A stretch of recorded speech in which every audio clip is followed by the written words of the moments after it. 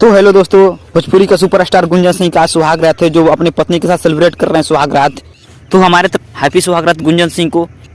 गुंजन सिंह भोजपुरी के एक ऐसे दिग्गज कलाकार हैं जो कई नए नए गाने लेकर आते हैं मार्केट में। इनके गाने काफ़ी धमाल मचाते हैं और अपनी सुहाग रात मनाने के बाद नेक्स्ट डे अपने गाने के लिए शूटिंग पर चले जाएंगे। इनका शूटिंग का न्यू सॉन्ग आ रहा है जो कि हिट सॉन्ग आ रहा है। भोजपुरी में हिट सॉन्ग लाने वाले इकलौते ऐसे कलाकार हैं जिस गाने का नाम है प्यार कब हुई।